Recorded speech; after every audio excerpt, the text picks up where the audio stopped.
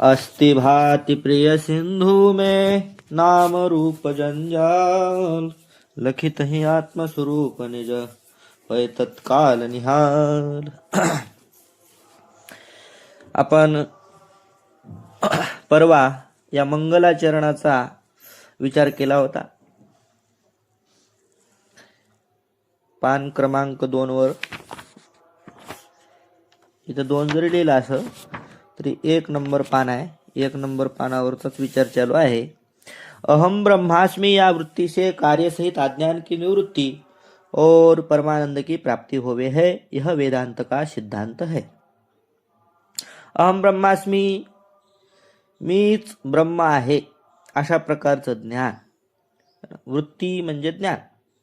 वृत्ती आणि ज्ञान पर्यायवाची शब्द समजा तर अहम ब्रह्मास्मि हे ज्ञान आहे आणि या ज्ञानानं अज्ञानाची निवृत्ती होते.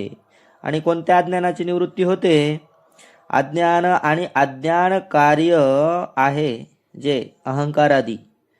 तर अज्ञान आणि अज्ञान कार्यासहित अज्ञानाची निवृत्ती होते. कशानं? तर अहम ब्रह्मास्मि या वृत्तीनं, अर्थात अहम ब्रह्मास्मि या ज्ञानानं. आणि परमानंदाची प्राप्ती होते.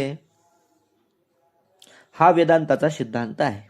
तहा यह जिज्ञासा होवे, वृत्ति किसको कहे है और वृत्ति का कारण कौन है और वृत्ति का प्रयोजन क्या है.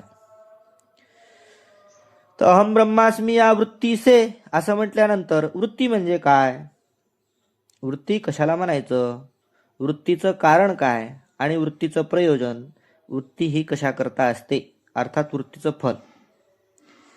याते वृत्ती प्रभाकर नाम ग्रंथ लिखे है.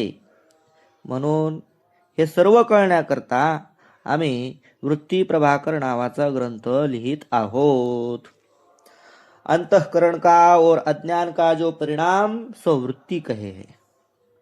तर वृत्तीचं एक सामान्य लक्षण करतात. वृत्ती कशाला म्हणायचं, तर अंतःकरणाचा किंवा अज्ञानाचा जो परिणाम आहे सो वृत्ती कहे, त्याला वृत्ती असं म्हणतात. मग लगेच यद्यपि, यद्यपि आलं की शंका समजायचं. तो यद्यपि क्रोध सुखादि कभी अंतःकरण के परिणाम है. अंतःकरणाच्या परिणामाला जर वृत्ती म्हणत असाल तर क्रोध वृत्ती आहे, सुख ही सुद्धा वृत्ती आहे, हे सुद्धा अंतःकरणाचा परिणाम आहे. क्रोध सुद्धा अंतःकरणाचा परिणाम, सुख सुद्धा अंतःकरणाचा परिणाम. मग अंतःकरणाच्या परिणामाला वृत्ती म्हणायचं झालं तर क्रोधाला वृत्ती म्हणावं लागेल, सुखालाही वृत्ती म्हणावं लागेल, अशी शंका. तसेच और प्रकाशादिक अज्ञान के परिणाम है. आणि प्रकाशादिक जे आहे, आकाशादी, प्रकाशादी म्हणलो, आकाशादी जे पंचमहाभूत आहेत हे प्रकृतीपासून झालेले आहेत, अर्थात मायेपासून झालेले आहेत ना. शास्त्रा उपनिषदामध्ये आलेलं आहे की हे वेदांताचा असा सिद्धांत आहे, हे सर्व जगत कसं आहे, माया निर्मित आहे. तर मायेपासून झालेलं आहे, अर्थात अज्ञानापासून झालेलं आहे. त्यामध्ये आकाश, त्याच्यानं आकाश, वायू, अग्नी, जल, पृथ्वी हे पंचमहाभूत, पंचमहाभूताचे कार्य सर्व जगत, पंचकृत पंचमहाभूतांचं हे सर्व जगत हे सुद्धा अज्ञानाचं परिणाम आहे. आणि तुमच्या वृत्तीचं लक्षण काय, अंतःकरणाचा किंवा अज्ञानाचा जो परिणाम असतो त्याला वृत्ती म्हणायचं. तर अंतःकरणाचा परिणाम झालं क्रोध सुखादी आणि अज्ञानाचा परिणाम झालं आकाशादी. मग यांना वृत्ती म्हणावं लागल. तर आकाशाला कोणी वृत्ती म्हटलं नाही, तिनको वृत्ती नाही काही आहे. आकाश झालं, सुख दुःख झालं किंवा अंत हे काय क्रोध आदी झालं, यांना कोणी वृत्ती म्हणत नाही. अशा प्रकारे पहिली जी व्याख्या आहे वृत्तीची, पहिलं जे लक्षण आहे त्या लक्षणावर दोष आला. हे लक्षण जे आहे ते अतिव्याप्त झालं. समजा वृत्तीचं लक्षण करायला गेले आणि ते आकाशादिकावर गेलं. तर वृत्ती सुद्धा अंतःकरण किंवा अज्ञानाचा परिणाम आहे, परंतु अज्ञानाचा परिणाम असणारं जे आकाश किंवा अंतःकरणाचा परिणाम असणारं जे सुख, ते मात्र वृत्ती, त्याला मात्र वृत्ती म्हणत नाहीत. तथापि मग थोडासा बदल करतात त्या लक्षणामध्ये. तथापि विषय का प्रकाशक जो अंतःकरण का और अज्ञान का परिणाम सो वृत्ती कहे. अंतःकरणाचा किंवा अज्ञानाचा परिणाम त्याला वृत्ती म्हणायचं. त्याच्यामध्ये पुन्हा 2 शब्द टाकले. विषय का प्रकाशक, विषयाचं प्रकाशन करणारा जो अंतःकरणाचा किंवा अज्ञानाचा परिणाम, त्याला म्हणायचं वृत्ती. आता हे लक्षण केलं असता क्रोध सुखाधिकावर किंवा आकाशाधिकावर जाणार नाही. आता विषयाचं प्रकाशन करणारा जो अंतःकरणाचा परिणाम, त्याला वृत्ती म्हणायचं.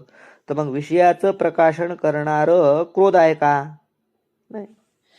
विषयाचं प्रकाशन करणारा अंतःकरणाचा परिणाम सुख आहे का? नाही. म्हणून सुखावर किंवा क्रोधावर हे लक्षण जात नहीं. क्रोध सुखादि रूप जो अंतःकरण के परिणाम, तिनते किसी पदार्थ का प्रकाश होवे नहीं. तैसे ही आकाशादि का भी नहीं प्रकाश होवे. आता एक क्रोध सुख लक्षण बदललं वृत्तीचं. विषयाचं प्रकाशक, विषयाचा प्रकाशक अंतःकरणाचा परिणाम किंवा अज्ञानाचा परिणाम असं लक्षण केल्यानंतर हे क्रोध आणि सुख हे जरी अंतःकरणाचे परिणाम असले तरी हे विषयाचं प्रकाशन करणारे नाहीत. म्हणजे विषयाचं ज्ञान करून दे. प्रकाशन करणारे म्हणजे काय? ज्ञान करून देणारे. तर क्रोध ज्ञान करून देतं का दुसऱ्या वस्तूचं? नाही. सुख दुसऱ्या वस्तूचं ज्ञान करून देतं का?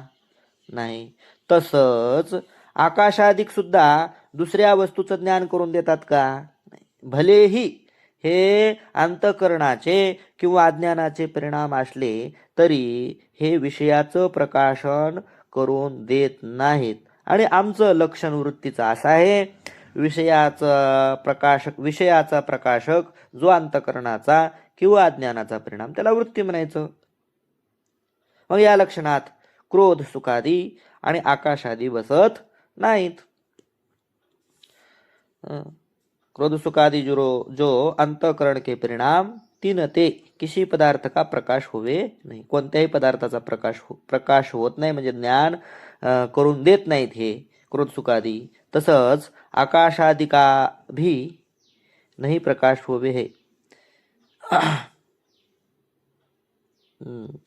आकाशादि का प्रकाश होवे, आकाशादि का भी प्रकाश होवे नाही असं करावं लागेल. काही नाही, लक्षात येतं. हे सुद्धा ज्ञान करून देत नाहीत, आकाशादी सुद्धा.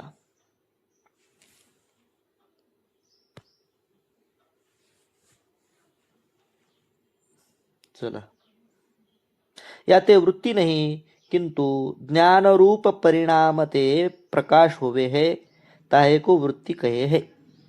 म्हणून आकाशादी आणि सुखदुःखादी क्रोधादी हे वृत्ती नाहीत. मग वृत्ती कशाला म्हणायचं? जे ज्ञान रूप परिणाम ते प्रकाश होवे है, ताहे को वृत्ती कहे.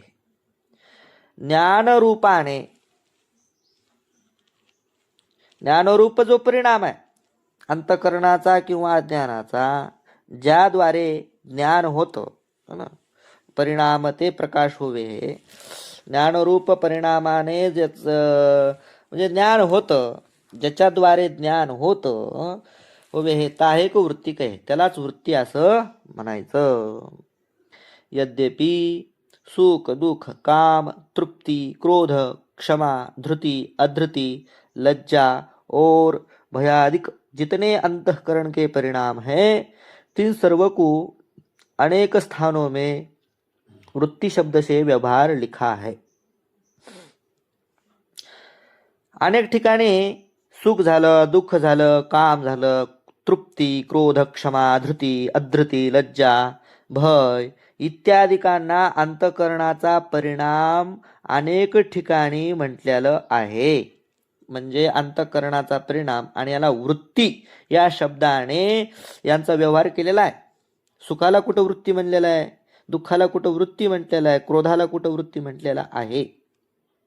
अनेक ठिकाणी वृत्ती शब्दाने यांचा व्यवहार लिहिलेला आहे आणि अंतःकरणाचा तर परिणाम आहेच हे. तथापि तत्वानुसंधान अद्वैत कौस्तुभादिक ग्रंथन में प्रकाशक परिणाम ही वृत्ती कया आहे. जरी अनेक ठिकाणी यांना वृत्ती असं म्हटलं असलं तरी जे वेदांताचे ग्रंथ आहेत, जे केवळ वेदांताचे ग्रंथ, जसं की तत्वानुसंधान, अद्वैत कौस्तुभ या ग्रंथांमध्ये वृत्तीला प्रकाशक परिणामच म्हटलेला आहे. याते माया और अंतःकरण का ज्ञान रूप परिणाम ही वृत्ती शब्द का अद्वैत मत में पारिभाषिक अर्थ है. म्हणून माया किंवा अंतःकरणाचा जो ज्ञानरूप परिणाम आहे त्यालाच वृत्ती असं म्हणतात. वृत्ती शब्दाचा हा अद्वैत वेदांत मतामध्ये पारिभाषिक अर्थ आहे. कोणता अर्थ पारिभाषिक आहे? तर माया किंवा अंतःकरणाचा ज्ञानरूप परिणाम त्याला वृत्ती म्हणतात असा अर्थ. पारिभाषिक अर्थ म्हणजे त्या त्या शास्त्राचा.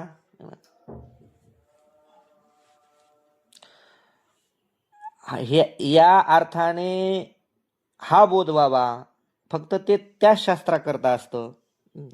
वृत्ती व्यवहारामध्ये वृत्ती शब्द वेगळ्या अर्थाने वापरला जातो, शास्त्रामध्ये वृत्ती शब्द वेगळ्या अर्थाने वापरला जातो.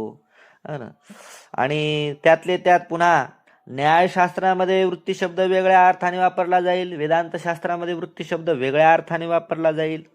म्हणून पारिभाषिक आहे वृत्ती शब्द.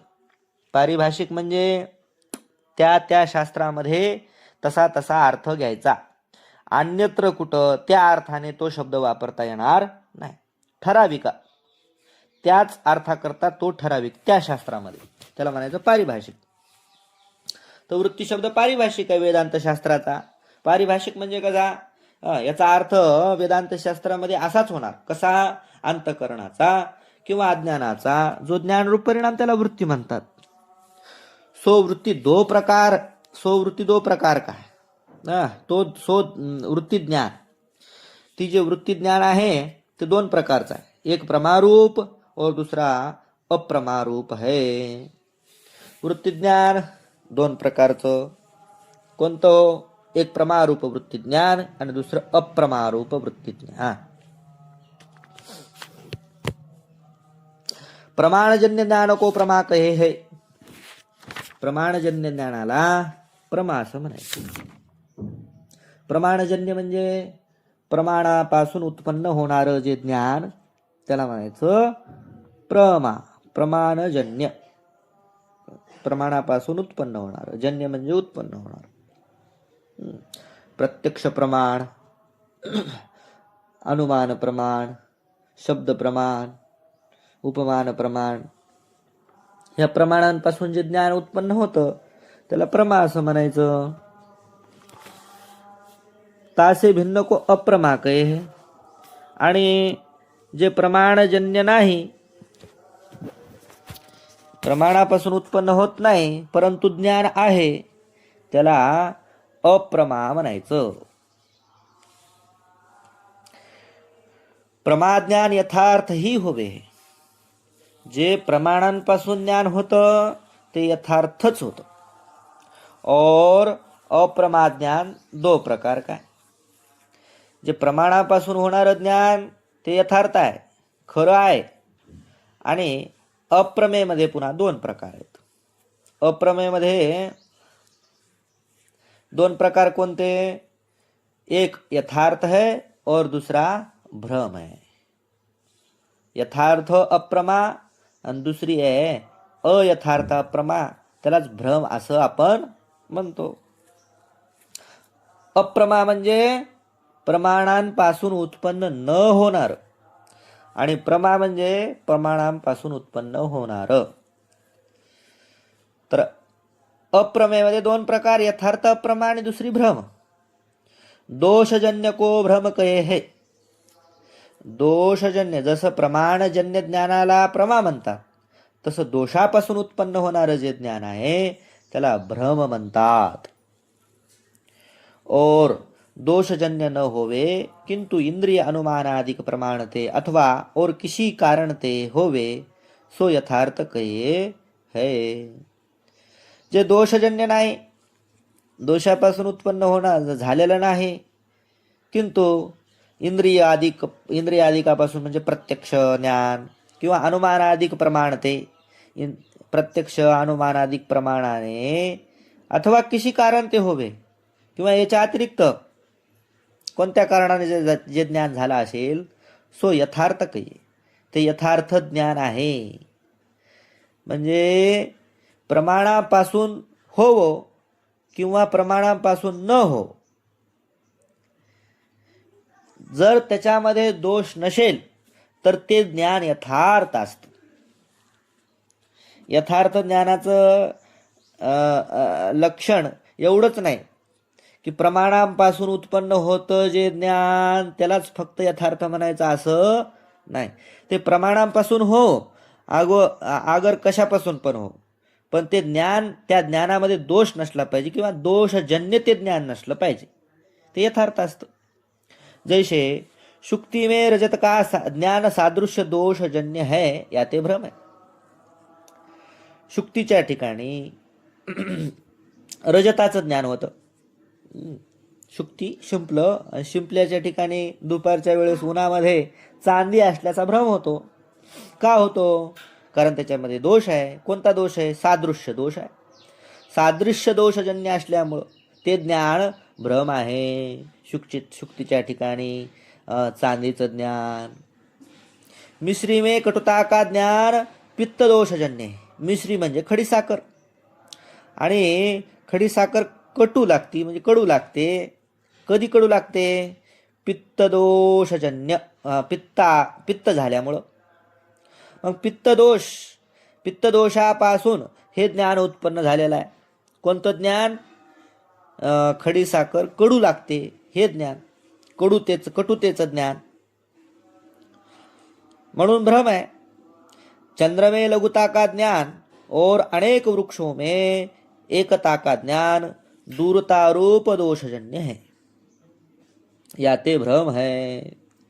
चंद्र में लघुता का ज्ञान, चंद्र अतिशय आपल्यापासून दूर असल्यामुळं, चंद्र आहे तसा फार मोठा परंतु दिसतो लहान. का लहान दिसतो? कारण तो दूर आहे. दूरतारूप दोष आहे त्याच्या ठिकाणी. दूरतारूप दोषामुळे मोठा असणारा चंद्र लहान दिसतो. तसेच एखाद्या डोंगरावर उभे राहा, आणि उभे राहिल्यानंतर खाली झाडं असतात, खूप झाडं असतात, आणि ते झाडं दुरून पाहिल्यामुळं एकच झाड दिसतं. मध्ये असे वेगवेगळे झाडं दिसत नाही, सगळं असं हिरवं हिरवं दिसतं, पूर्ण हिरवं दिसतं. असं वाटतं की सगळं एकच झाड आहे, एकच झाड लांबलं सगळीकडं. त्याच्यामधला जो भेद आहे तो भेद दिसत नाही. का दिसत नाही? वेगवेगळे झाडं दिसत नाहीत. का दिसत नाहीत? कारण आपण खूप दूर आहोत. दूरतारूप दोषजन्यामुळं, दूरतारूप दोषामुळं चंद्राच्या ठिकाणी लहानपणा आणि अनेक वृक्षाच्या ठिकाणी एकपणा दिसतो, म्हणून ते भ्रम आहे. दोषजन्य असल्यामुळे भ्रम आहे. और विचार सागर में दोष को अध्यास की हेतुता खंडन करी है. विचार सागर आपण ऐकलेला आहेच. विचार सागरामध्ये दोष को अध्यास की हेतुता, दोषाला अध्यासाचं कारण, दोषाला अध्यासाचं कारण जे सांगितलेलं आहे त्याचं खंडन केलेलं आहे. दोष म्हणजे भ्रम. भ्रमाला कोणत्याही दोषाची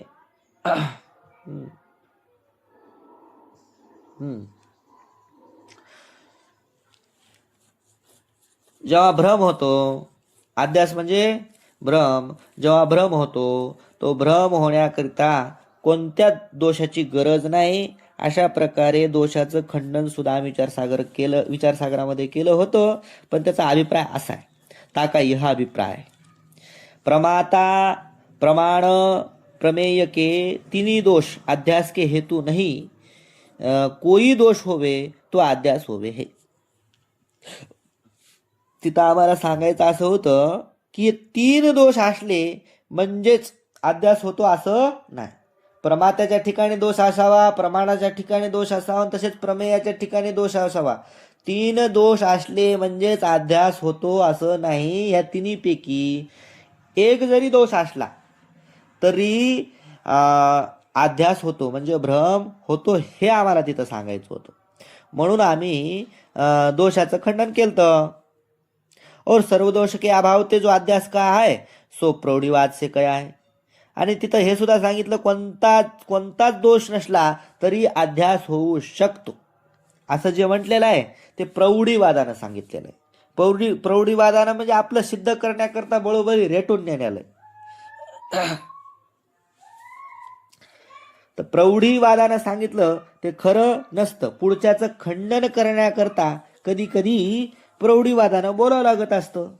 प्रौढीवादानं म्हणजे जे खरं नाही ते बी हो हो ठीक आहे आम्ही असेच आहेत असं म्हणावं लागतं. ही झाली प्रौढीवाद. जहा और कोई दोष न होवे तो अविद्या ही दोष है, या ते दोषजन्य को भ्रम कहे. जिथं कोणताच दोष नसेल तिथं अविद्या दोष असणार म्हणजे असणार. म्हणून दोषजन्य ज्ञानाला भ्रम म्हणायचं. विषय लक्षात येतोय ना. मुख्य विषय वृत्ती. तर वृत्तीचे 2 प्रकार केले, एक प्रमा आणि दुसरी अप्रमा. प्रमाणांपासून उत्पन्न होतं जे ज्ञान त्याला म्हणायचं प्रमा, आणि प्रमाण सोडून प्रमाणा अतिरिक्त जे ज्ञान होतं त्याला म्हणायचं अप्रमा. आणि त्या अप्रमामध्ये पुन्हा 2 प्रकार, एक यथार्थ अप्रमा, दुसरी अयथार्थ अप्रमा. यथार्थ आणि अयथार्थ. अयथार्थालाच भ्रम म्हणायचं. आणि भ्रम कशाला म्हणायचो, तर दोषजन्य ज्ञानाला भ्रम म्हणायचं. मग दोषजन्य ज्ञानाला भ्रम म्हणायचं. आणि कुठं कुठं तुम्ही अनेक ठिकाणी दोषजन्य ज्ञानालाच भ्रम म्हटलेला आहे. जसं की मिश्रीमध्ये जे कडूतेचा कटुपणा वाटतो तिथं पित्त दोष आहे. चंद्राच्या ठिकाणी लघुता वाटते तिथं दूरत्व रूप दोष आहे. पण विचारसागरामध्ये आम्ही दोष कारण नाहीत अध्यासाला असं सांगितलं होतं. ते आम्ही प्रौढीवादानं सांगितलेलं आहे. आणि कुठंच जर दोष दिसत नसेल आणि अध्यास होत असेल तर तिथं अविद्या दोष आहेच आहे. म्हणून दोषजन्य ज्ञानाला भ्रम म्हणायचं. और स्मृति ज्ञान सुख दुःख का प्रत्यक्ष ज्ञान ईश्वर वृत्ति ज्ञान दोषजन्य नहीं, याते भ्रम नहीं.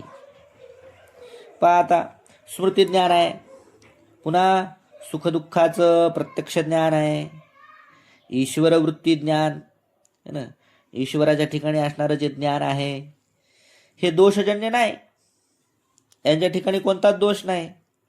जे दोषजन्य असतं त्यालाच भ्रम म्हणायचं. मग आता स्मृतीमध्ये कोणता दोष आहे, सुखदुःखामध्ये कोणता दोष आहे, ईश्वर ज्ञानामध्ये कोणता दोष आहे.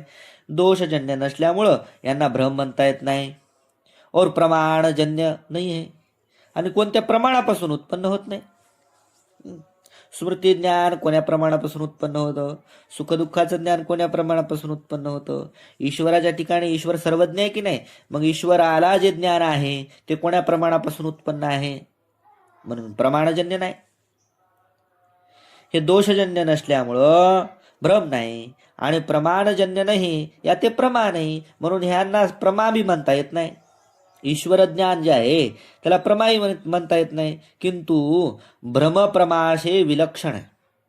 भ्रम आणि प्रमेयहून वेगळं आहे. विलक्षण म्हणजे वेगळं आहे, परंतु यथार्थ आहे. वेगळं भ्रम आणि प्रमेय होऊन जरी विलक्षण वेगळं असलं तरी ते यथार्थ आहे, खरं ज्ञान आहे. सुखदुःखाचं ज्ञान खरं ज्ञान आहे, स्मृती ज्ञान खरं ज्ञान आहे. ईश्वराच्या ठिकाणी असणारं जो ईश्वर सर्वज्ञ आहे ते जे ज्ञान आहे ते सुद्धा खरं ज्ञान आहे, यथार्थ आहे. पण त्याला प्रमाही म्हणता येत नाही आणि भ्रमही म्हणता येत नाही. काय ते ज्या ज्ञान के विषय का संसार दशा में बाद न होवे सो यथार्थ कहिये है. मग यथार्थाचं एक विलक्षण वेगळं लक्षण केलं. ज्या ज्ञानाचा विषय संसार दशेमध्ये बाधित होत नाही त्याला यथार्थ म्हणायचं. संसार दशा म्हणजे जागृत अवस्थेमध्ये जे काही विषय वस्तू आहेत ज्यांचा बाध होत नाही. आता सुखदुःखाचा बाध होत नाही, त्यानंतर स्मृतिज्ञानाचा बाध होत नाही, ईश्वर ज्ञानाचा बाध होत नाही. म्हणून संसार दशेमध्ये यांचा बाध होत नसल्यामुळे हे ज्ञान कसे आहेत, यथार्थ ज्ञान आहेत. स्मृति ज्ञान का हेतु संस्कार द्वारा पूर्व अनुभव है. स्मृति ज्ञानाचं कारण काय? स्मृति ज्ञानाचं कारण संस्काराद्वारे पूर्व अनुभव. पूर्वी एखादी वस्तू पाहिली, तिचे संस्कार झाले, तिचीच काय होत असते, स्मृती होत असते.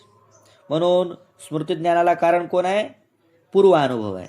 आणि ते पूर्वानुभव कसे आहेत, संस्कारद्वारा पूर्वानुभव. जहाँ यथार्थ अनुभव से स्मृती होवे तहाँ स्मृती यथार्थ है.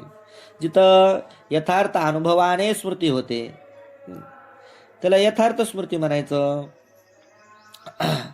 खरी वस्तू पाहिली, खरी वस्तूची स्मृती, खऱ्या वस्तूची स्मृती झाली, ती खरी स्मृती. और भ्रमरूप अनुभव के संस्कार ते स्मृती होवे सो अयथार्थ है. भ्रमरूप अनुभव, भ्रम झाला कधी, काल सायंकाळी मला याच ठिकाणी सर्प दिसला होता. अरे केवढा होता, केवढा होता काय ते विचारू नको, अरे सर्पाचा मला भ्रम झाला होता. मग अशा पद्धतीची स्मृती आज आहे की नाही? भ्रमाची सुद्धा स्मृती असते. भ्रमरूप अनुभव झाला, त्याचे संस्कार राहिले आणि त्याच्यापासून स्मृती झाली. मग ती स्मृती कशी आहे, अयथार्थ स्मृती आहे. धर्माधिक निमित्त से अनुकूल प्रतिकूल पदार्थ के संबंध होने ते अंतकरण के सत्वगुण का और रजोगुण का परिणाम रूप सुख दुख होवे है. आता एक प्रकरण झालं स्मृती ज्ञानाचं. आता सुख दुःखाचं पा. धर्माधिक निमित्त से, हे सुख दुःख जे होतात ते कशाने होतात, धर्माधिक निमित्ताने. धर्माधिक म्हणजे काय, पाप पुण्य. पाप पुण्याच्या निमित्ताने अनुकूल आणि प्रतिकूल पदार्थाशी संबंध होतो. तुमच्या जर पाप आता फलद्रूप होणार असेल तर तुम्हाला तुमचा प्रतिकूल विषयाशी संबंध येणार. प्रतिकूल म्हणजे अनिष्ट, तुम्हाला इष्ट नाही. इष्ट नाही म्हणजे तुम्हाला ती वस्तू पाहिजे नाही, ती व्यक्ती तुम्हाला दिसावी असं वाटत नाही, ती वस्तू तो पदार्थ तुम्हाला दिसावा किंवा ते आपल्या समोर यावं असं वाटत नाही. आणि परंतु तो आला, जिच्याबद्दल द्वेष आहे ती व्यक्ती समोर आली. कशामुळे आली, तर तुमचं पाप होतं. धर्माधिक निमित्त से.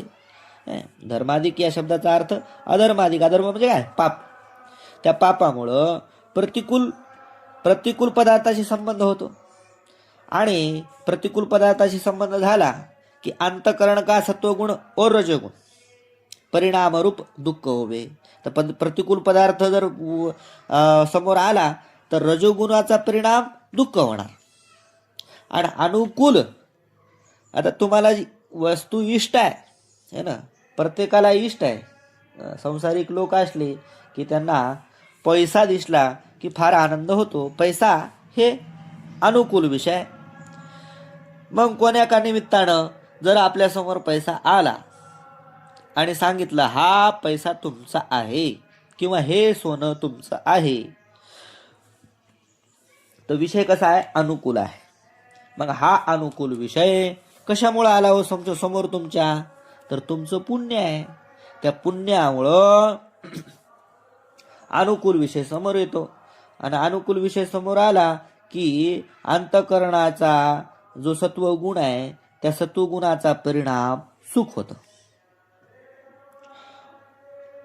अर्थात सुख दुःखाला कारण कोण आहे? मुळात धर्माधर्म आहेत, पाप पुण्य. पाप असलं की दुःख होतं, पण पुण्य असलं की सुख होतं. और जो सुख दुःख का निमित्त है, आणि जे सुख दुःखाचं निमित्त है, ताही निमित्त से सुख दुःख को विषय करने वाली अंतःकरण की वृत्ती होवे है. सुख दुःखाला जे निमित्त आहेत पदार्थ, त्या निमित्तानेच सुख दुःख को विषय, सुख आणि दुःखाला विषय करणारी अंतःकरणाची वृत्ती होते. त्या वृत्ती में आरूढ साक्षी सुख दुःख को प्रकाशे है. त्या वृत्तीमध्ये जे आरूढ साक्षी आहे चेतन, तेच सुख दुःखाला प्रकाशन करते. याचा खुलासा पुढं होणार आहे. पुढं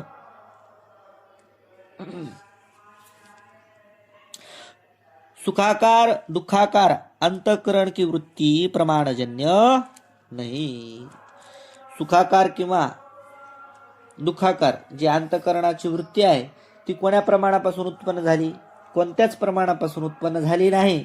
त्यामुळं ही सुखाकार दुःखाकार वृत्ती आहे ती प्रमाणजन्य नसल्यामुळे या ते प्रमाण आहे, म्हणून तिला प्रमा सुद्धा म्हणता येत नाही. आता राहिलं ईश्वर ज्ञान. ईश्वर ज्ञानाविषयी चर्चा आपण उद्या करू. पुंडलिक वरद हरी विठ्ठल श्री ज्ञानदेव तुकाराम पंढरीनाथ भगवान की जय.